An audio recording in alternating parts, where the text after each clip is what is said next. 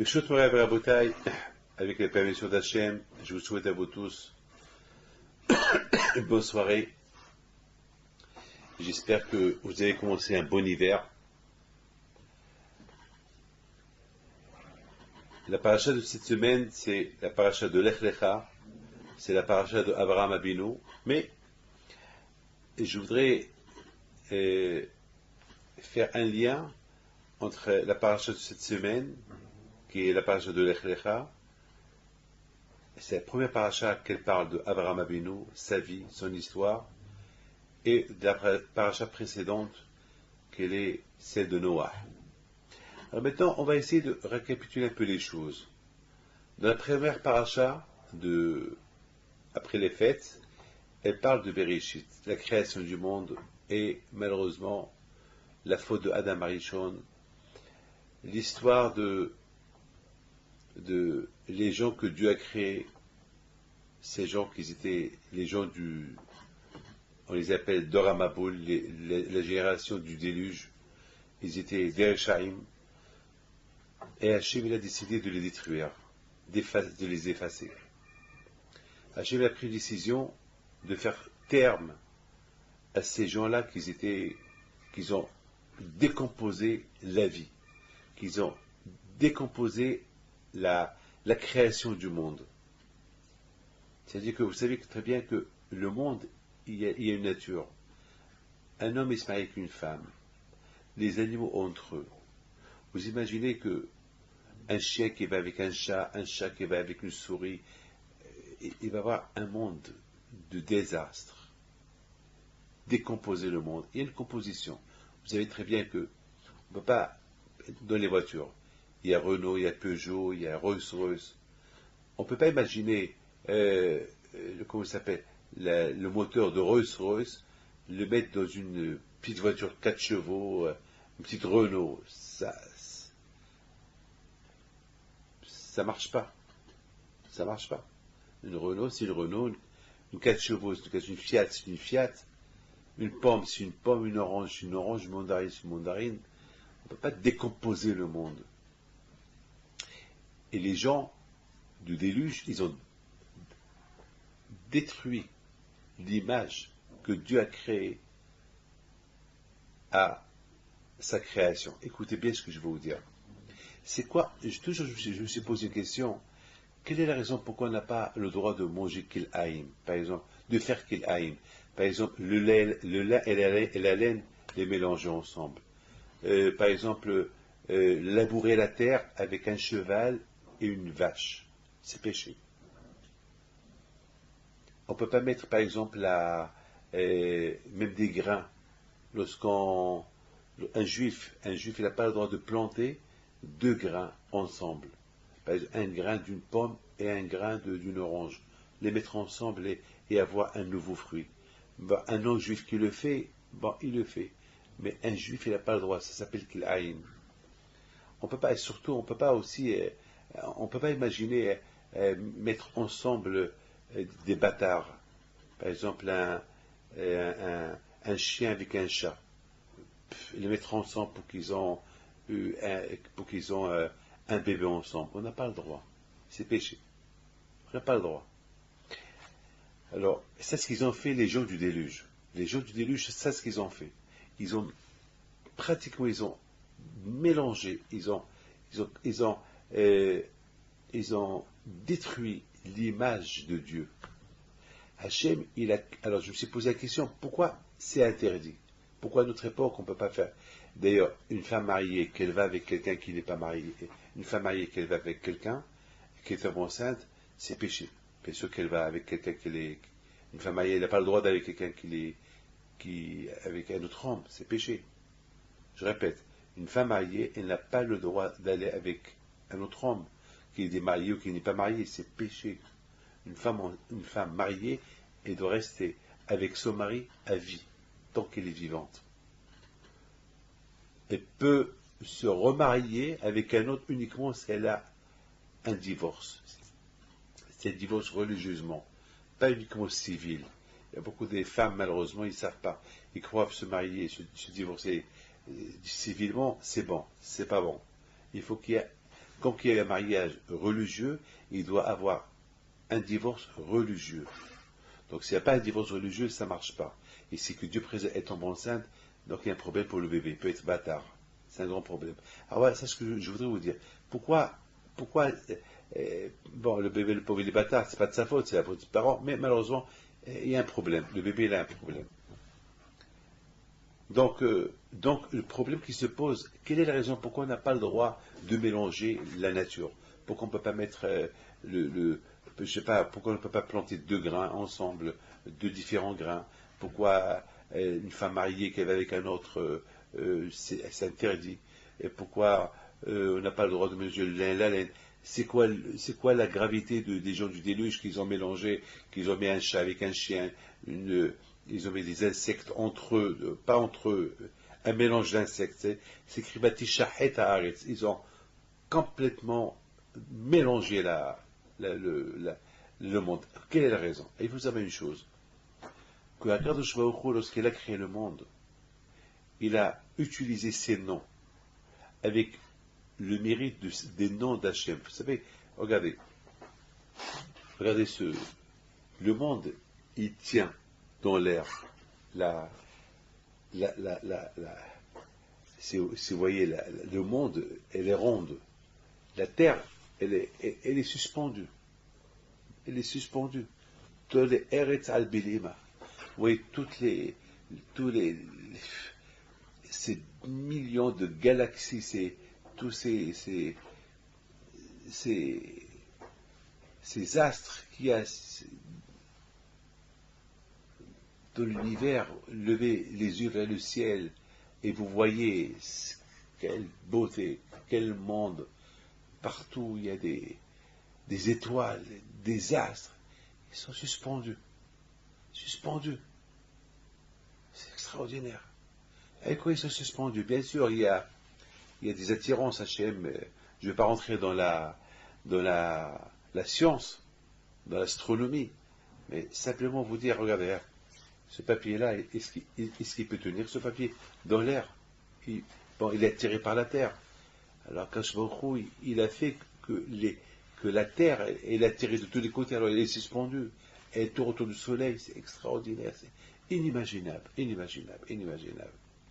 Il est attiré vers le Soleil, il tourne, il est attiré, c'est extraordinaire, extraordinaire. Comme Akadosh Baruch Hu, il a créé le monde, c'est inimaginable, inimaginable. C'est beau, c'est beau, c'est beau. Alors mes amis, Akadosh Baruch Hu, sa création, il l'a créé avec ses noms. Et avec le zérout de la Torah Kedusha. Comme qu'il dit le Zohar, Istakel Beoraita Obara Alma. Akadosh Baruch Hu, il a vu la Torah, et il a créé le monde. C'est-à-dire que c'est comme pour construire une maison, il faut des pierres, il faut du sable, il faut du béton, il faut de l'eau, il faut, je sais pas, il faut un architecte qui donne les mesures, combien de béton il faut faire, combien de l'eau il faut faire pour que la maison puisse tenir. Le monde, c'est pas une maison. Mais réfléchissez un peu. Il dit David Ameller, qui est Eshamecha, Maasit Tzveotecha Yereach, Bekochav Shkunan, Tamar Abo Maaser Hashem. David Ameller, il dit, j'ai pas besoin d'aller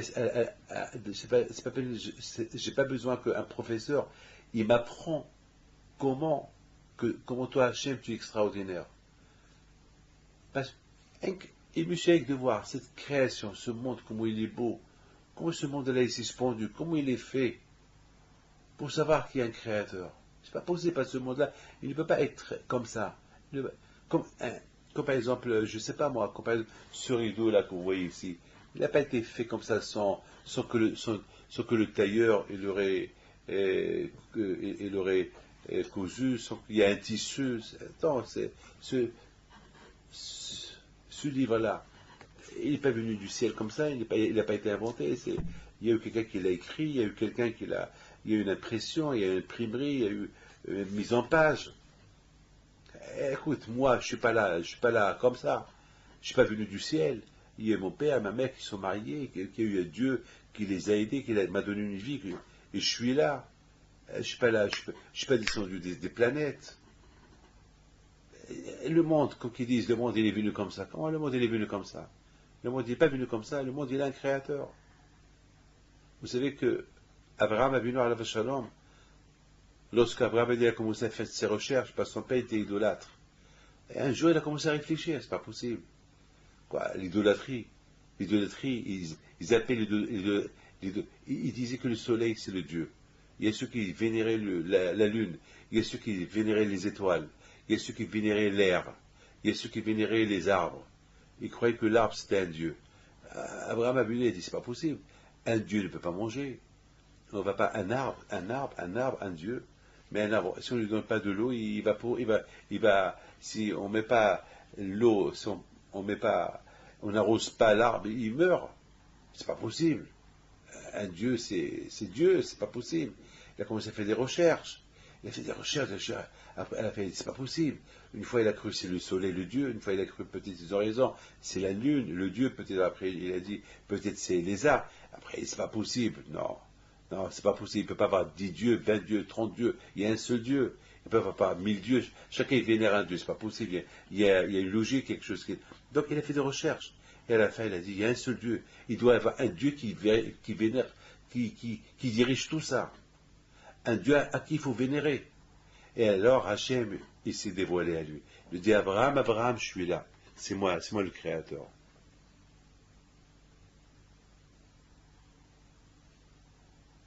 Parce que il faut ouvrir la tête. C'est ce qu'il dit David Ameller.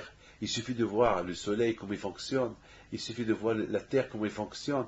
On voit cette belle nature. Et pour arriver à une conclusion qu'il y a Hachem.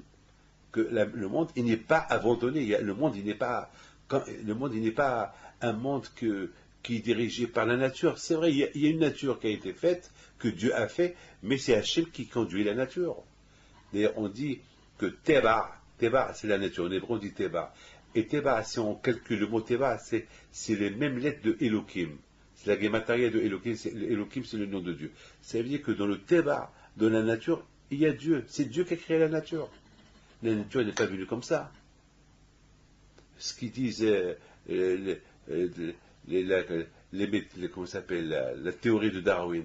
Darwin, il dit ce qu'il dit, mais aujourd'hui, Darwin, il a plus la cote aujourd'hui. Aujourd'hui, tout le monde n'est pas trop d'accord avec Darwin, qui dit que l'homme, il vient du singe, et le singe, il vient des insectes, et c'est comme ça l'évolution du monde. Alors, ça veut dire que s'il y a une évolution, je voudrais bien savoir cette évolution, elle a eu depuis des millions d'années. Donc il y a eu une évolution. Alors, elle va nous amener où cette évolution? Donc on va devenir quoi un jour? Des insectes? Parce qu'une évolution, c'est-à-dire on évolue. Alors on va devenir comment un jour? On va avoir 2 têtes, 3 têtes. C'est ça ce qu'on appelle l'évolution de Darwin. Bon, je ne sais pas, malheureusement, s'il aurait lu un peu la Torah, il aurait un peu compris c'est quoi la vraie évolution. Il n'y a pas d'évolution chez nous. C'est Hachem, le Créateur. C'est lui qui a créé la terre, c'est lui qui a créé l'homme, c'est lui qui a créé le monde. Ça suffit. Il n'y a pas d'évolution ici. Il n'y a pas d'évolution. Ben, bien sûr, c'est ceux qui veulent suivre sa méthode, ben, ils ont un problème parce qu'il y aura beaucoup de questions à leur poser. J'ai beaucoup discuté avec des gens qui croient à cette théorie et j'ai posé des questions qui n'ont pas su me répondre à mes questions. Ils n'ont pas su me répondre à mes questions. Ben, bien sûr, mais c'est ce qu'on appelle, c'est la facilité.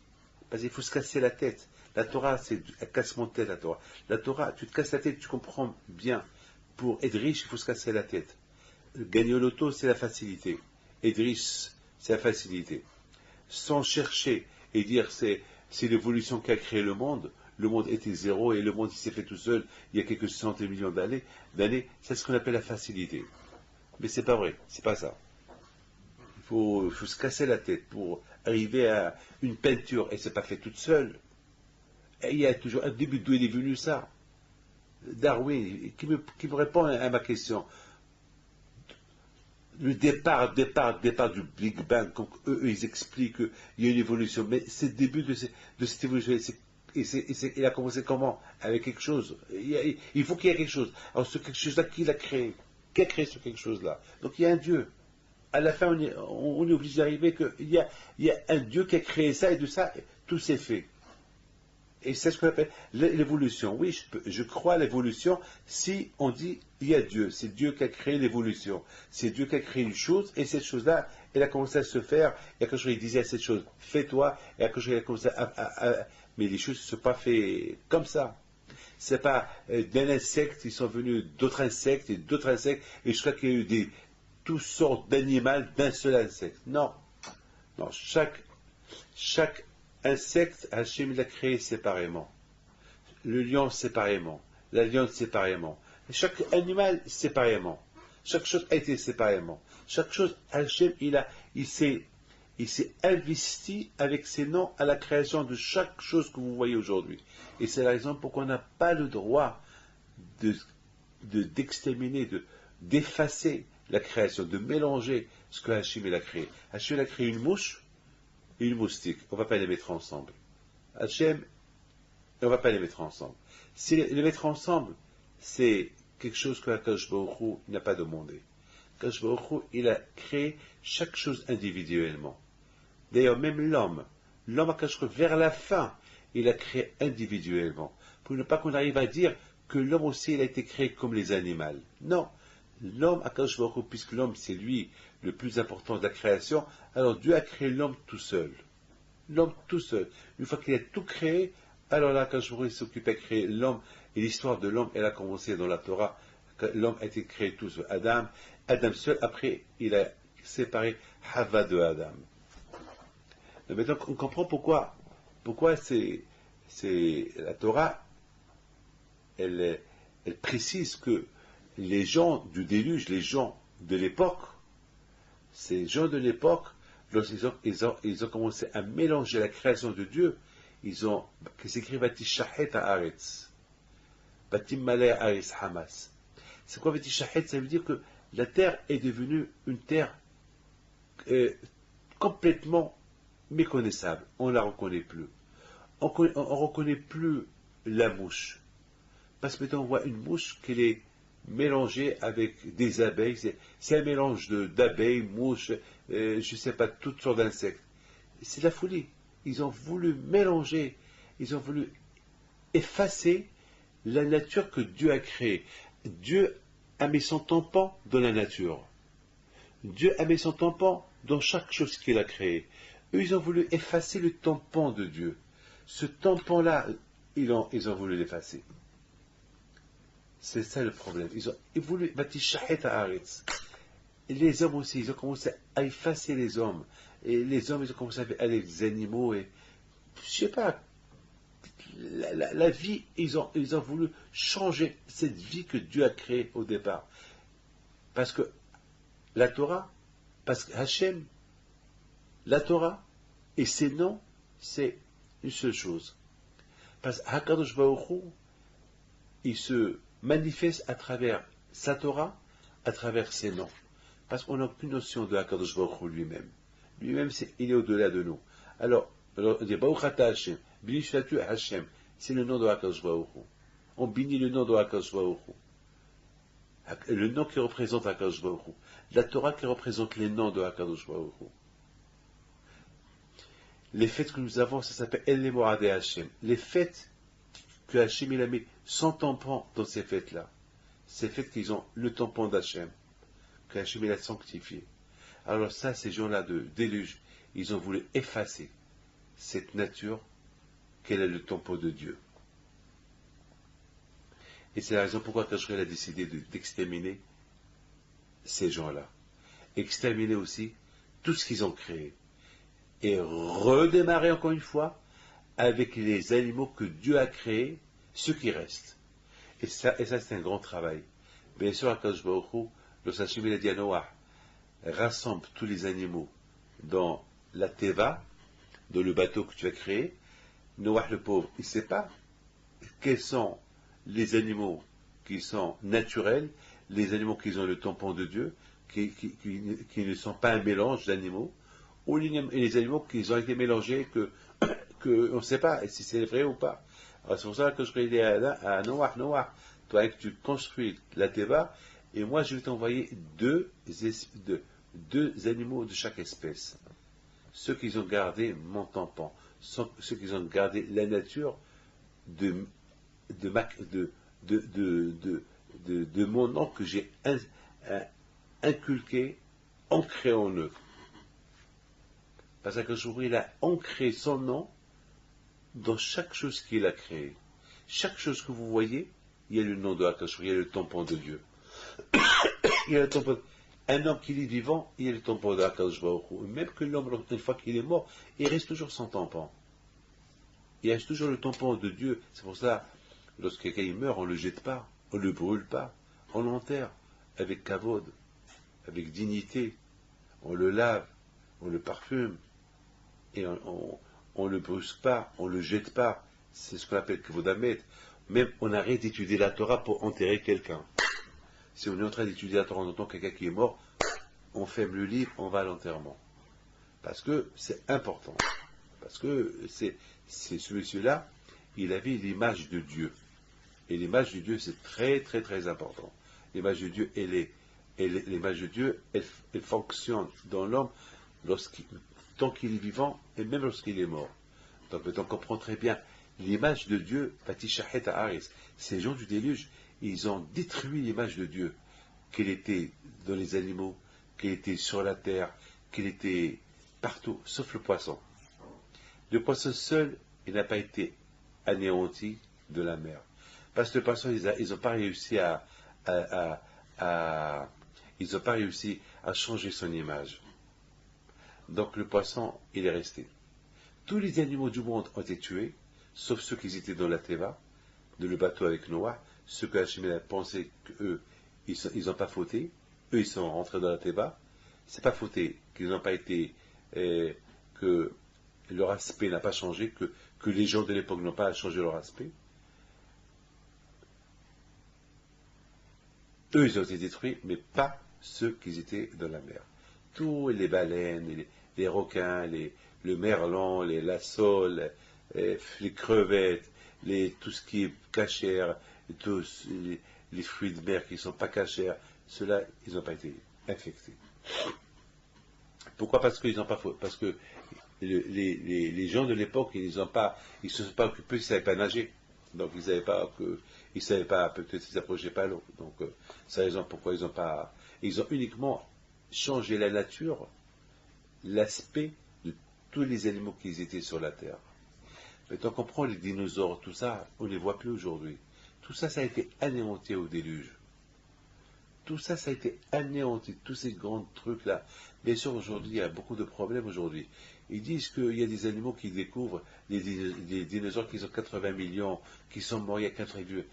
Ils trouvent des fossiles qui disent il y a 80 millions d'années qui sont morts. Ils disent, ça me fait rire, moi, tout ça.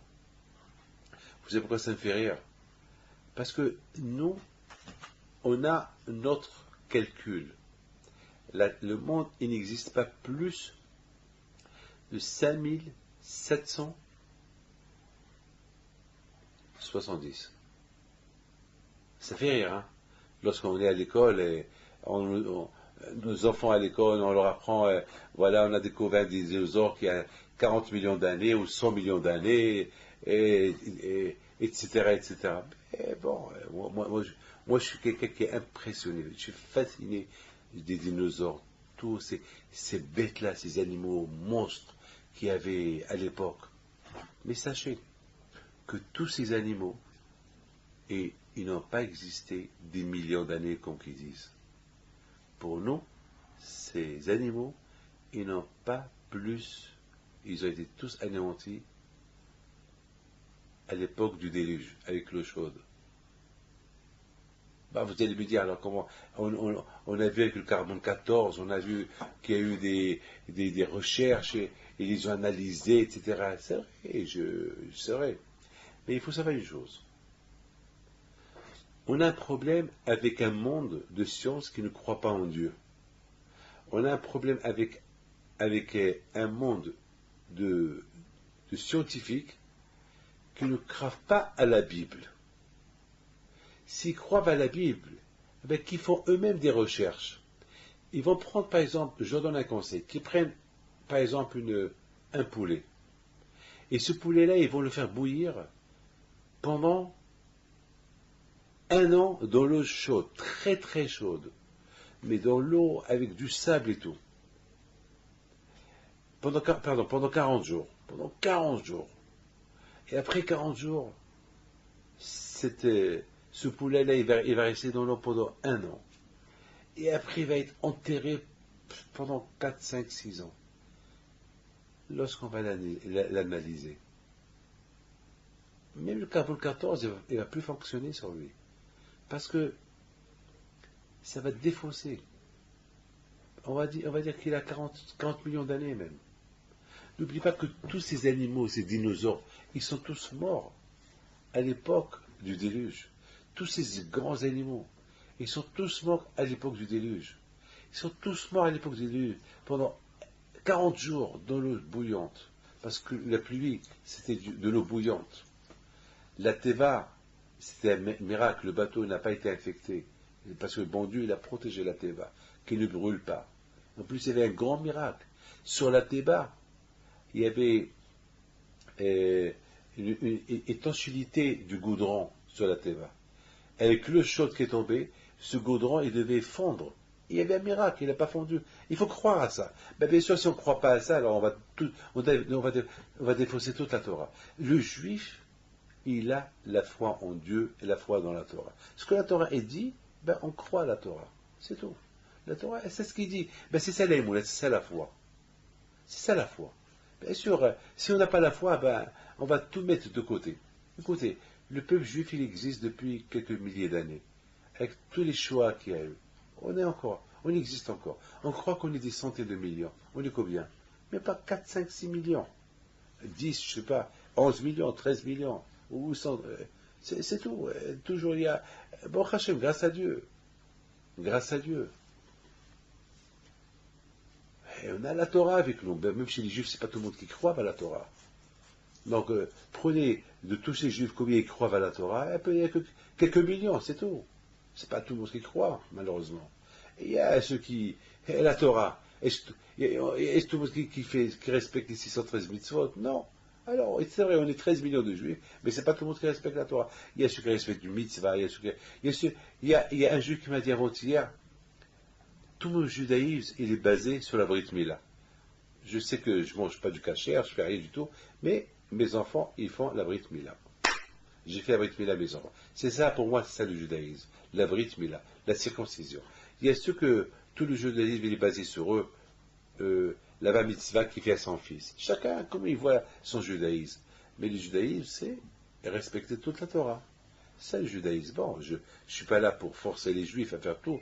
Non, avec l'aide de Dieu, grâce à Dieu, il y a beaucoup des juifs qui retournent vers la Torah. Baruch Hashem.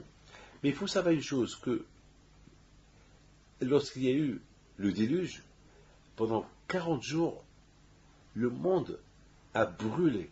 Le monde était envahi par l'eau chaude. 40 jours et 40 nuits de déluge. Vous imaginez, la terre, elle a bouilli, et c'était de l'eau chaude. C'est pour ça que c'est écrit dans la Torah qu'Hachem, il a effacé l'humanité. Il n'y avait plus rien, plus rien, plus rien. Et après, le monde, il est resté noyé pendant un an. Le déluge a commencé à Heshvan. Un an, il est resté. Alors, l'eau, le monde entier, imaginez-vous, tous les arbres, ils sont détruits, les animaux, ils sont devenus comme un steak, c'est fini. Ils sont devenus méconnaissables, rien. Tout a été enterré, la terre, elle a changé. Et bien sûr, on trouve aujourd'hui des décors à 20 mètres, 30 mètres, parce que avec l'eau, tout ça, c'était des tsunamis de partout. Le monde entier était noyé dans l'eau. On dit qu'il n'y a que Eretz Israël seul qui n'a pas été touché par le déluge. C'est tout. Voilà. Bon, c'est tout. C'est tout. Donc vous imaginez tout ça. Alors quand je il a effacé tout ce qu'il a créé. Pourquoi? Parce que les gens du déluge, les premières personnes à l'époque de Noah, ils ont effacé le nom de Dieu de toute la création qu'il a créée. Il n'y avait que l'idolâtrie.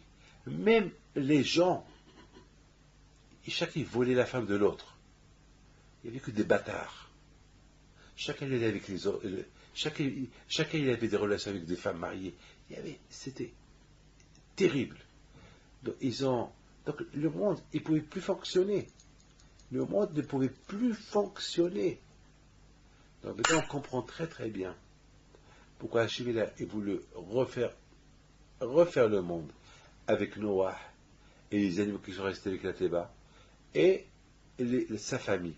Et de ces trois familles, qui étaient les trois garçons de Noah, Shem, Ham, Yafet, de ces trois-là, toute l'humanité a été reconstruite, et toute l'humanité a été reconstruite avec les animaux que Noah il a sauvés. Sauf bien sûr tous ces grands animaux-là que Hachem il a détruits. Alors vous avez posé une question, pourquoi le bon Dieu les a créés? Pour les détruire. La réponse est simplement pour savoir que Hachem il peut tout faire. Que Hachem il peut tout faire. Mais Hachem il a laissé des traces. Regardez aujourd'hui on commence à découvrir des animaux de 20 mètres, de 30 mètres, des dinosaures monstres. Qu'est-ce qu'Hachem il a pu créer? Waouh. Bien sûr il y avait une raison pour qu'il les a créés. Ces animaux-là, écoutez bien ce que je vais vous dire. Ces animaux-là que Dieu a créés à la création du monde, bien sûr qu'ils avaient un but. Je vous dis, ils avaient un but. Ils avaient un but. Le but, c'était que les animaux, Hachem a créé l'homme qui habite dans ces terres et les animaux dans leur terre. Les animaux, il y a des animaux qu'on mange, tout ça, c'est comme une décoration pour décorer le monde. C'est comme, mes amis, quelqu'un qui construit une maison, il décore sa maison. Une belle décoration. On décore avec des tableaux, avec des beaux salons. Imaginez-vous quelqu'un qui a un palais. À quoi ça sert si ce palais il est vide, il n'est pas décoré? Il est beau, mais il est vide. C'est le palais le plus beau du monde, mais il est vide. Le plus important, c'est la beauté du palais et la décoration. Hachem, il a décoré son monde. Aïe, aïe, aïe. Quelle décoration, quelle peinture. Les astres, les étoiles, les animaux, la terre. Et c'est des animaux qui devaient servir l'homme. Tout ça au service de l'homme. D'ailleurs, Hachem, il a dit à Adam, tout ce que j'ai créé, c'est pour toi, pour tes besoins. Voilà, c'est bien. Regardez aujourd'hui des gens qui ont un chien. Il y a une femme, j'ai vu dans un journal, les femmes milliardaires qui laissent des milliards aux chiens. J'ai vu ça dans un revue français. Des milliards, ils sont amoureux des chiens, ils laissent leur héritage aux chiens. Il y a des gens qui aiment les souris, il y a des gens qui aiment les animaux, il y a des gens qui aiment, ils laissent l'argent, des sommes colossales aux chiens, aux animaux. Bon, c'est leur problème. Pour eux, le chien, c'est plus important qu'un être humain, c'est leur problème. Moi, je respecte tout le monde, j'ai pas de problème, mais je respecte, mais ça me fait rire. Avant de laisser ces milliards aux chiens, pense un peu à l'être humain aussi. Il y a une femme israélienne qui était d'origine de Pologne, elle s'est mariée avec un Américain. J'ai lu ça il y a 2 semaines, dans une revue américaine. Et avant de mourir, elle a laissé des centaines de millions de dollars à son chien et à toute sa génération. Et ce chien-là, tous les enfants qui vont sortir de ce chien, les petits-enfants, ils ont pas mal. Ils auront de quoi manger quelques milliers d'années. Il aura laissé des sommes colossales. Voilà, pourtant, il faut comprendre que Kadosh Baruch Hu, il a fait des belles décorations pour décorer. Mais qu'est-ce qu'il a fait l'homme? Et les animaux, à l'origine, devaient avoir peur de l'homme et de respecter l'homme. Mais ce qui s'est passé? C'est passé que malheureusement l'homme, il a fait des bêtises. L'homme a commencé à faire des bêtises. Alors lorsqu'il a fait des bêtises, à l'époque il y avait respect. L'homme c'était l'homme et les animaux c'était les animaux. 2 mondes différents. Les animaux ont été créés, des centaines de milliards d'espèces d'animaux en quelques secondes. L'homme, il a été créé tout seul. Le respect de l'homme. Et Hachem, il a donné son image dans l'homme. Il a donné une partie de lui, la neshama, l'âme, dans l'homme. Donc l'homme, il devait garantir la stabilité du monde. Et malheureusement, l'homme, il a voulu habiter avec l'animal. Il a voulu devenir, il a voulu devenir un animal comme l'animal. Alors là, l'animal il s'est révolté. Donc il y a eu les dinosaures qui sont devenus, les vrais dinosaures, ils ont commencé à tuer, à manger. Ils sont devenus des carnivores. Ils ont commencé vraiment à détruire. Donc, une fois que Hachem il a vu que les animaux que Hachem il a créés, qui devaient être un décor pour le monde, ils sont devenus maintenant des carnivores, qui ont commencé maintenant à manger l'être humain. Donc Hachem il a dit, si je les laisse, ils vont se multiplier. Vous imaginez un dinosaure de 20 mètres avec les gens, 4 dinosaures pour se détruire. Imaginez-vous, 20 dinosaures qui rentrent sur Paris, c'est le désastre. Ils risquent de détruire tout Paris. Alors s'il y a 200 dinosaures, c'est la fin du monde. Donc il a préféré anéantir tous ceux qui étaient un danger pour l'homme. Par contre, on a vu la mer qui n'a pas été touchée. Et on a encore aujourd'hui des baleines qui mesurent jusqu'à 20 mètres et 25 mètres et 30 mètres. C'est extraordinaire. Réfléchissez un peu. Tous les animaux qui étaient sur la terre, qui mesuraient jusqu'à 5 mètres, ils étaient détruits parce que Noah ne les a pas fait rentrer dans la Teva. Mais tous les animaux qui étaient dans la mer, eux, ils sont restés vivants. Même ceux qui mesurent 10 mètres, 20 mètres, 30 mètres, 40 mètres, ils sont restés. Malheureusement, aujourd'hui, avec la pollution, il y a eu beaucoup des gros poissons qui ont disparu. Des poissons, des gros. Mais il y a encore des poissons, des baleines, qui mesurent jusqu'à 35 mètres. Imaginez-vous, aujourd'hui, un animal de 35 mètres, comme un avion. Mais ça fait peur. Imaginez-vous, comme un animal, comme, je sais pas, un éléphant, je sais pas, ou un lion, comme la baleine, 35 mètres. Mais ça fait peur. 20 lions de 35 mètres qui rentrent sur Paris, ils peuvent dévorer, je sais pas, ça peut créer une panique. Ben, c'est ce qu'il y avait. Et Hachem, il a vu que, mais ils n'ont plus peur de l'homme, parce que c'est à cause de l'homme. Alors Hachem les a détruits. Je vous raconte une histoire de Rabbi Haïm al-Attar. Écoutez bien cette histoire. On raconte une fois, Rabbi Haïm al-Attar, il voyageait du Maroc pour aller en Israël. Et c'est une histoire, Rabbi Haïm al-Attar, il est né au Maroc. Il est né à Rabat, je pense, ou à Fès. Non, pas à Fès. Je crois qu'il est né à Salé, à côté de Rabat. Donc, lorsqu'il a décidé de partir faire le voyage en Israël, à l'époque, je pense il y a 300 ans, à peu près 300 ans, ou un peu moins, je ne me rappelle pas, je ne peux pas vous dire exactement exact. Eh bien, sur le chemin, il devait traverser le Sahara, le désert. Après, là, il devait traverser, je pense, il n'était pas très très loin d'Israël. Il était attaqué par 2 lions. Et à la Shalom, Rabbi Hibata, il a pris sa canne, il a fait un cercle par terre, le lion il arrive vers lui, il voit le cercle, il s'abaisse, il fait un signe à Rabbi Hibata pour qu'il monte sur lui. Et il l'accompagne jusqu'à Israël. La même histoire s'est passée en Algérie, avec Rabbi Ephraim de Tlemcen, Rabbi Ephraim Enkawa. Il est enterré à Tlemcen. Ça dit qu'il est vénéré par tout le monde. Tout le monde, même maintenant, sa tombe elle est respectée en Algérie. Les Algériens, ils respectent. Ils respectent ces lieux saints. Comme au Maroc, comme dans beaucoup des endroits, ils ont respecté les cimetières juifs. Ils respectent.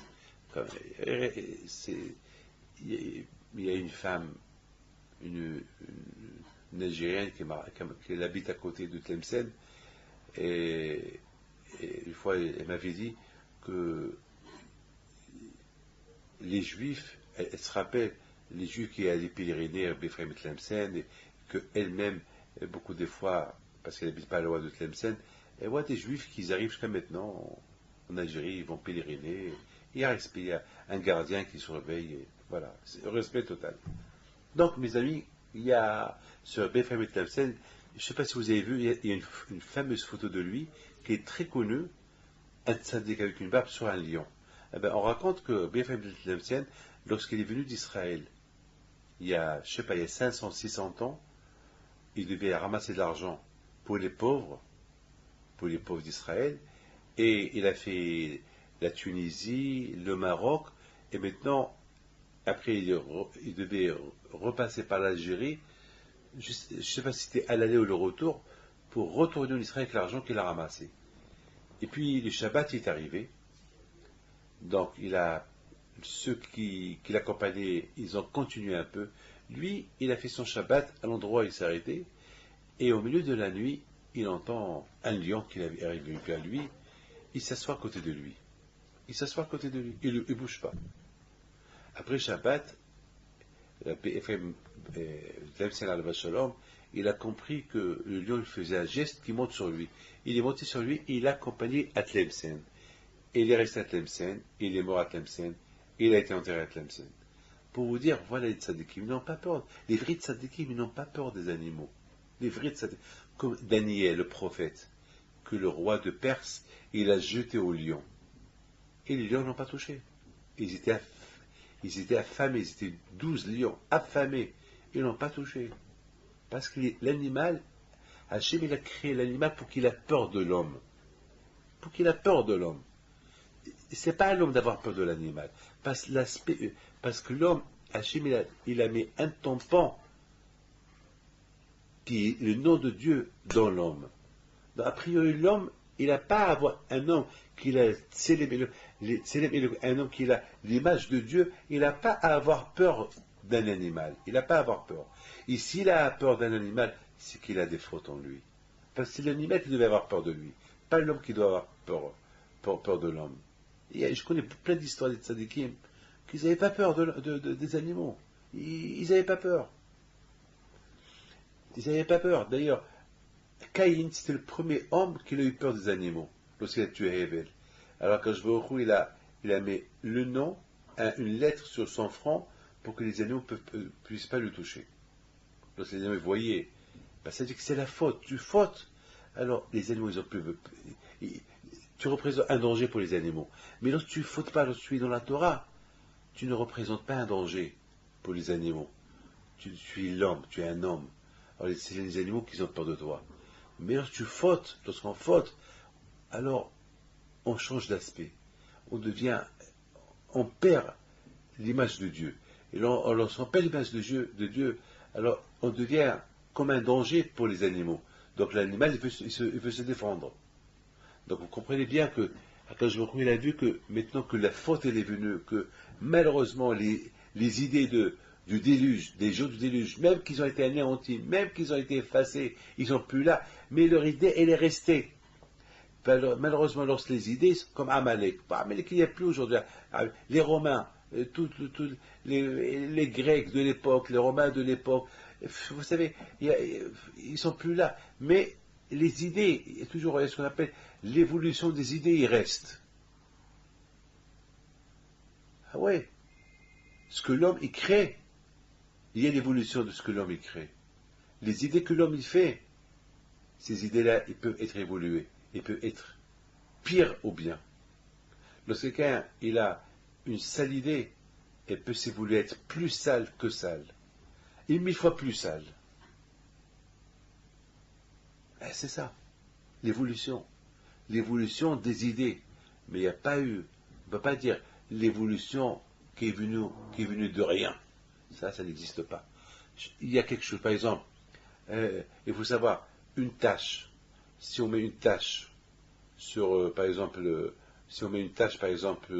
sur comment ça s'appelle, sur une chemise blanche, eh ben, cette tâche-là, eh ben, elle se remarque. Et si cette tâche-là, elle est mouillée, eh ben, elle peut continuer à salir encore toute la chemise blanche. Et ça va se voir. Ça, oui. Mais s'il n'y a pas eu de tâche, il n'y a pas eu de source de tâche, eh ben, la chemise restera blanche. Toujours. C'est pas possible. Prenez un terreau qu'il est hermétique. Fermez-le pendant 5 milliards, 100 milliards d'années. Il ne peut rien naître dedans. Parce qu'il est hermétique. Tu ne peux pas me dire qu'il va y avoir une évolution dans ce terreau-là. Il y a quelque chose qui va naître. Impossible. Est-ce que dans la Lune, il y a eu des évolutions? Non. Parce que il n'y a rien, il n'y a pas d'air, il n'y a pas de vie, il n'y a rien du tout. L'évolution, c'est le bon Dieu qui l'a fait. Il crée, et il peut avoir une suite. Mais de rien, qui va avoir quelque chose, c'est un peu. Sauf si il y a Hachem. C'est Hachem. Hachem seul peut faire ça. Pas nous. Ou les tzadikim. Les tzadikim, Akash leur a donné une force au-delà de la nature. Ils peuvent faire des choses que nous ne pouvons pas imaginer. Ils peuvent faire vivre un mort. Regardez dans la Gemara des histoires qu'on connaît. Je ne veux pas rentrer dans les détails. Ça, oui. Donc, maintenant, on comprend très bien pourquoi Akadosh Baruch Hu était obligé d'éliminer tous ces animaux-là qui représentaient un danger pour le monde. Ils représentaient un grand danger pour le monde. Akadosh Baruch Hu il les a anéantis. C'est pour ça qu'aujourd'hui, ils sont que dans l'histoire. On les découvre. On les découvre. Mais la mer qui n'a pas été touchée, jusqu'à maintenant, il y a encore là-bas des animaux. Donc, à Boutaï, une fois que la terre a été effacée, il y a un autre monde. Alors, à Boutaï, maintenant, on comprend encore comment ça s'appelle, l'histoire, elle a commencé vraiment l'histoire à partir de Abraham Avinu alayhi salam. Noah, c'était le préhistoire. Parce que des Noah, ils sont sortis, ces trois enfants qui sont restés les seuls, et parmi les trois enfants, il y a eu Shem. Shem, qui est devenu le grand-père de Abraham Avinu alayhi salam. Shem, qui est devenu le grand-père d'Abraham. Et c'est là que la vraie histoire, elle a commencé. Alors maintenant, mes amis, je voudrais maintenant vous dire quelque chose. C'est écrit dans la Torah, Noah, ish tzaddik haya bedorotav. Noah était tzaddik. Alors, il y a ceux qui disent que Noah était tzaddik uniquement à son époque. À son époque, il était un grand tzaddik. Parce qu'à son époque, il n'y avait que des Shaim. Par rapport aux autres, lui, il était tzaddik. Mais s'il aurait été à l'époque d'Abraham Abinu, son petit-fils, on n'aurait pas calculé Noah. Pourquoi? Parce qu'à l'époque d'Abraham Abinu alayhi shalom, il y avait Abraham Abinu alayhi shalom, il a fait un grand travail. C'est quoi le travail qu'il a fait? Abraham Abinu alayhi shalom, non seulement que lui était tzaddik, mais Abraham Abinu, lui, il a remis chaque être humain en question. Tous les êtres humains qui étaient idolâtres à son époque, il les a remis en question. Il leur posé des questions qu'ils n'avaient pas à répondre, soit qu'ils avaient honte d'eux. Par exemple, le sage raconte, il y a une vieille femme qui vient chez lui, et lui dit, et c'est toi Abraham? Il lui dit oui. Mais il lui dit, pareil que toi tu fais une révolution, que tu ne crois pas dans les dieux. Il lui a dit, non, je ne crois pas dans les dieux, je crois en Dieu. Les dieux.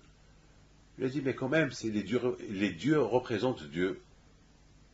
Alors, il lui dit, mais pourquoi voulez-vous que Dieu, il va mettre un arbre, il va mettre un stylo à le représenter? Pourquoi il ne va pas mettre un homme qui parle à représenter Dieu? Pourquoi un stylo? Pourquoi un soleil qui va représenter Dieu? Pourquoi, je sais pas, pourquoi un arbre qui va représenter Dieu? Pourquoi? Alors, qu'est-ce qu'il faisait Abraham? Il va apporter par exemple une statue, et il dit à cette femme-là, dis-moi madame, tu crois que cette statue-là, c'est un bon représentant de Dieu? Et il le voit, il dit oui.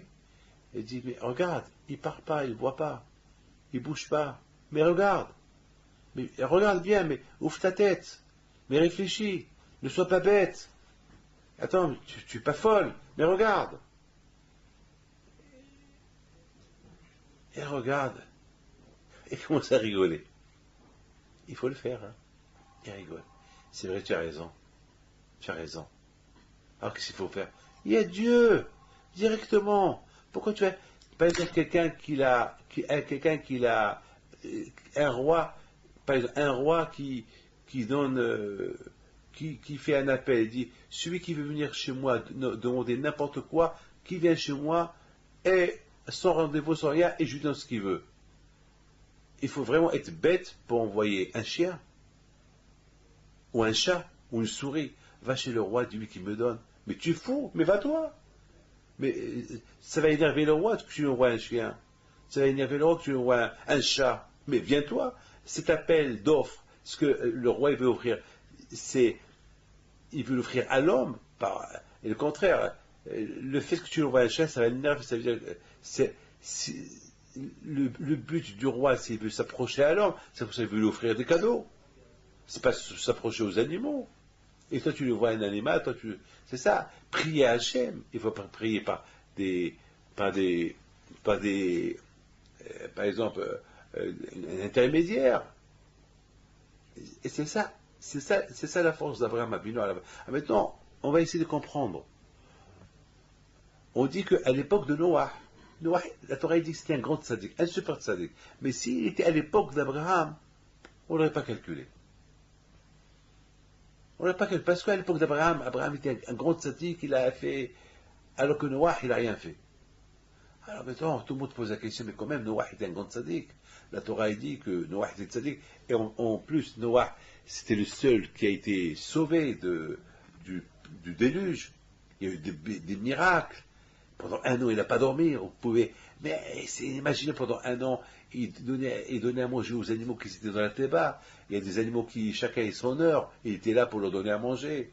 C'est dur, c'est vraiment, c'est inimaginable de penser, vraiment, c'est inimaginable de penser que si Noah, qui est un tzaddik, que la Torah, elle l'écrit, qui est un tzaddik, était humble, était tamim, était tzaddik, isod olam, de toutes générations, parce qu'il a vécu 1000 ans, Noah, dans toutes ces générations, il était un grand tzaddik. On va dire que si elle aurait été à l'époque d'Abraham, on ne l'aurait pas calculé. Pas Abraham, il y a ceux qui disent non. Il y a ceux qui disent si à l'époque d'Ershaïm, Noah était tzaddik, alors la plus forte raison, s'il aurait été à l'époque d'Abraham, qui était tzaddik, il aurait pu être plus tzaddik. Mais il y a ceux qui disent non. Donc chez Motoligna, il y a ceux qui disent non. Alors la question elle est grande. Comment on peut dire une chose pareille? Ben, il faut savoir, mes amis, il faut savoir une chose. Il faut savoir ce que je vais vous dire. À l'époque de Noah, écoutez ce que je vais vous dire. Pourquoi on critique un peu Noah? Que c'est vrai, il était tzaddik. Mais pour ces générations, il était tzaddik. Mais pour les générations d'Abraham, il n'aurait pas été assez tzaddik. C'est pas. Pourquoi? Ben, je vais vous dire quelque chose. Noah, la différence entre Abraham et Noah, c'est la chose suivante. Noah, il a connu ses grands-parents. Methuselah, qui était un grand tzaddik.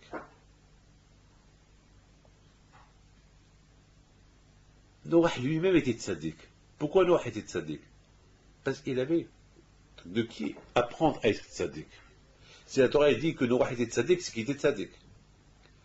Bah, parce que peut-être à cause de son grand-père, Methuselah, qui était un grand tzaddik. Donc quelque part, Noah, il a reçu Mashiach, il a reçu quelque chose de quelqu'un. Et sinon, s'il n'aurait pas reçu cette éducation-là, Noah n'aurait pas été tzaddik. C'est pas possible. Que si Noah était tzaddik, c'est parce que son grand-père, il a connu son grand-père, qui lui a donné une bonne éducation de Torah, c'est pour ça qu'il était tzaddik. Sinon, en plus, il a réussi à parler avec Dieu. Mais qui parle avec Dieu? Pour que Noah parle avec Dieu, c'est qu'il était un prophète.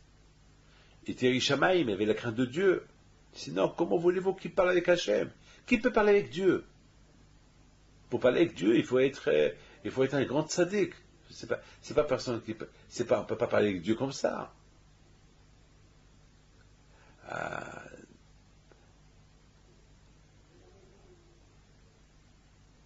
Noah, sachant que Hachem, maintenant il commence à lui parler, il lui dit que je vais détruire le monde avec son Réchaïm, la première chose que Noah aurait dû faire, c'est vrai, il va construire la Théba, comme que Dieu lui a dit. Mais il aurait pu faire un peu une pause, une fois par semaine, et voyager, et aller enseigner la Torah aux gens, aller enseigner la foi de Dieu aux gens. Il aurait pu parcourir un peu les chemins, il aurait pu un peu voyager un peu. À l'époque, tout le monde était concentré quelque part. Il n'était pas éparpillé encore. Il aurait pu. Et Noah, il avait Hadrat Panim, Noah, il avait une belle allure, il faisait peur, il avait une belle un beau visage, un prophète. Il avait 3 enfants tzadikim avec lui. Il aurait pu voyager chez les gens. Et là, il connaissait Dieu, Noah. Il aurait pu un peu faire des Rabim, réunir les gens, leur parler Torah. Même s'ils ne vont pas l'écouter, peut-être il y a un qui va l'écouter. Ne lui dites pas que personne ne va l'écouter, parce que le fait que Noah et ses 3 enfants, ils sont rentrés à la Teva, ça veut dire sur tous les millions de personnes qu'il y avait, il n'y avait que eux. C'est de la folie, ça. Ça veut dire qu'il n'y avait que 4 personnes tzadikim. Noah, Shem, Ham, Yafet, et leurs femmes. C'est tout. C'est la folie, c'est la folie. Vous savez pas. C'est la folie. Attends, dans une ville, il y a un peu de tzadikim. Il y a un peu des gens bien. Non, il n'y avait personne. Il n'y a que les 4. C'est la folie. Comment il n'y a que 4? C'est pas possible. Noah. Comment Noah, toi, tu es un homme respecté, un homme de Dieu, tu es fort, tu es prophète. Quoi, personne ne va t'écouter. C'est vrai. Lorsque ces jeunes lui posent la question, mais qu'est-ce que tu es en train de faire? Parce que imaginez-vous, quelqu'un imaginez lorsque Eiffel, il était en train de construire, de faire monter la tour Eiffel. Imaginez le monde qu'il y avait là en train de voir ce monument historique qu'il est en train de se faire. Alors imaginez-vous Noah, à son époque, les gens, ils ne savaient pas fabriquer un bateau. Soudainement, ils voyaient un bateau énorme. Et il y avait des millions de personnes qui venaient voir, visiter. C'était un monument historique, la Teva. C'est des choses qu'ils n'ont jamais vues dans leur vie. Bien sûr, ils vont poser des questions. C'est quoi ça? Eh bien, ils vont dire, Dieu va détruire le monde parce que vous êtes des Shaim.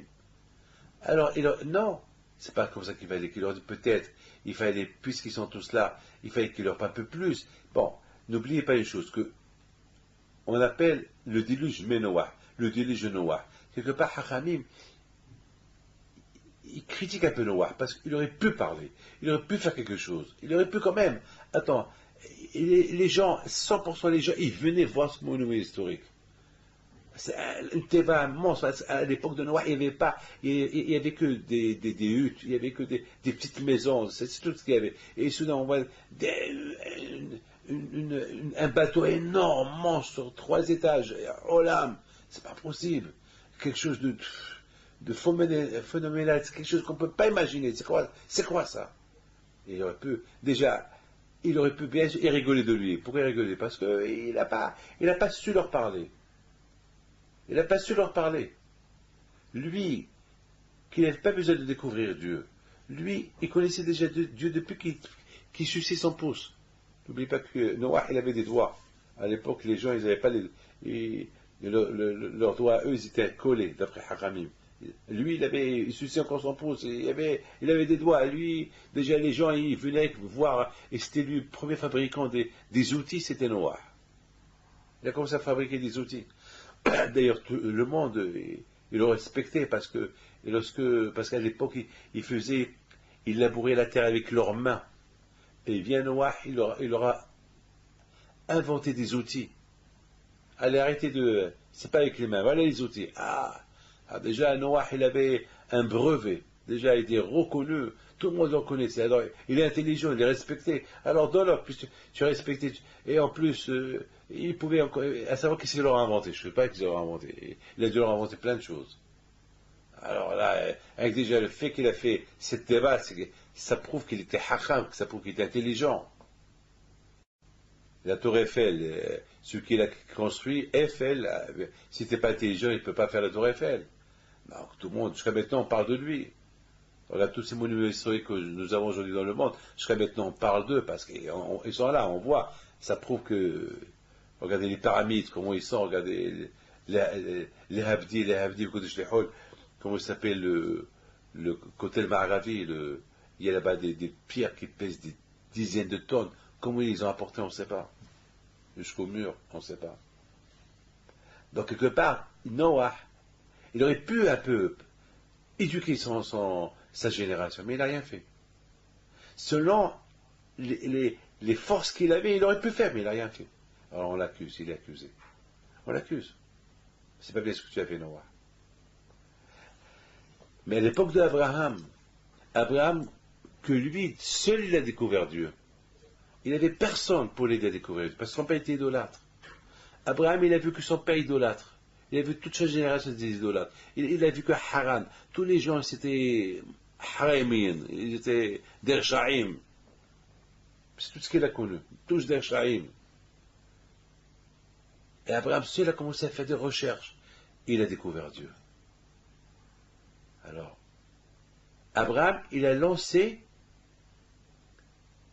il était le premier à lancer un enseignement que chacun, il doit découvrir Dieu, au lieu de découvrir des bêtises, chercher à découvrir Dieu, au lieu de ne pas se chercher et rester dans l'obscurité, chercher Dieu.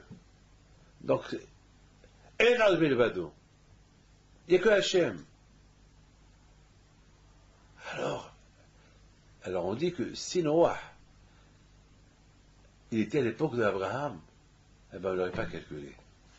Pourquoi? Parce que Noah, avec toutes les connaissances que tu as connues, tu n'as pas beaucoup changé. Alors même si tu aurais vécu à l'époque d'Abraham, tu n'aurais pas changé. Ben, quand tu dis les connaissances, tu n'es pas quelqu'un qui va apprendre de quelqu'un. Tu n'es pas quelqu'un qui va apprendre et apprendre à un autre. Voilà, avec tout ce que tu connaissais à ton époque, tu n'as rien fait pour l'humanité. Alors tu aurais vécu à l'époque d'Abraham, eh ben, tu serais resté dans ton coin. Tu aurais progressé pour toi-même. Mais ce n'est pas ça le but. Le but, c'est progresser et de faire diffuser la foi en Dieu. C'est ça le plus important. Être un ambassadeur de Dieu. À quoi sert quelqu'un qui sait que tout le monde a faim, et lui, qu'est-ce qu'il fait? Et il s'occupe que de lui, de quoi manger. Et alors, c'est quoi? Et il fait, en plus, il se lave les mains, il fait Birkat Amazon, il fait des brachot pour manger. Mais Hachem n'est pas content de toi. Hachem veut que tu manges et donne aux autres aussi à manger. Pourquoi tu veux vivre tout seul et les gens vont crever à la faim? Noah est un grand tzaddik, très bien. Et pourquoi tu ne rends pas les autres tzaddikim aussi? Ils vont t'écouter. Le contraire. Le fait déjà de connaître un homme comme toi, comme Noah, ah, c'est lui qui est. Regarde qu'est-ce qu'il fait. Bien sûr, ce qu'il va dire, c'est du vrai. Ils ne vont pas rigoler de toi. Mais Noah, il n'a rien fait. Et c'est tzaddik pour lui. Alors, s'il aurait été à l'époque d'Abraham Abinu, eh ben, il aurait resté tzaddik, mais pour lui. Mais c'est pas ça le but. Le but, c'est pas être tzaddik pour toi. Le but, il faut être tzaddik et rendre d'autres tzaddikim. Tu fais le bien avec toi et fais le bien avec les autres. Et jusqu'à maintenant, une fois qu'Abraham était connu, on n'a plus entendu parler de Shem et Ever. Shem, c'était le fils de Noah. Et Abraham, Yitzhak et Yaakov, ils ont étudié la Torah chez Shem. Comment ça se fait que Shem, on ne parle pas de lui dans la Torah? Comment ça se fait? Et pourtant, Abraham, Yitzhak et Yaakov, ils ont étudié la Torah dans la yeshiva de Shem. Alors, Abraham, Yitzhak et Yaakov, toute leur Torah, elle vient de chez Shem. Abraham, Yitzhak et Yaakov, c'est les patriarches. Et Shem, c'est quoi? Et Shem, c'est lui qui leur enseigne la Torah. Et il doit être plus qu'eux. On ne parle pas de lui. Pourquoi? Parce qu'on dit tel père, tel fils. Parce que lui, il était comme son grand-père Noah. Noah aussi, il n'a pas diffusé le nom de Dieu. Celui qui va apprendre, il vient chez lui. Eh bien, chez moi aussi, c'était pareil. Ici, on fait de une yeshiva. Celui qui va apprendre, il vient chez moi. C'est pour ça qu'on ne parle pas de lui. Mais on comprend que c'est Abraham, regardez Shem, que c'est lui qui a enseigné la Torah à Abraham, Yitzhak et Yaakov. Voilà, lui, Shem, il était à l'époque d'Abraham, Yitzhak et Yaakov, il n'était pas connu. Pourquoi? Parce qu'il était enfermé. Alors, à quoi ça sert? Ah, c'est ça le Gnaï, c'est pour ça qu'on critique Noah. Car sa génération est un grand tzaddik pour lui, mais pas pour l'humanité. Il n'a rien fait pour l'humanité. Alors, si on était à l'époque d'Abraham, qu'Abraham était très connu, il a diffusé le nom de Dieu, lui aussi, il aurait progressé que pour lui, il n'aurait rien apporté à l'humanité. Et tout ce qu'Hachem veut de nous, qu'on apporte quelque chose à l'humanité. Que chacun doit apporter quelque chose à l'humanité. Et c'est ça ce qu'Hachem veut de nous. Donc, Hachem, je vous souhaite à vous tous une bonne santé, que le bon Dieu vous protège. Et voilà, je vous ai parlé des 3 parachutes ensemble. Et j'espère que vous avez appris quelque chose de tout ce que je vous ai dit. Et je vous en prie, faites savoir autour de vous, tous vos amis et la famille, que chaque mercredi soir, d'écouter ce cours de Torah de de la paracha de la semaine. Que le bon Dieu vous protège, je vous donne la santé, une bonne semaine et je vous souhaite un bon hiver.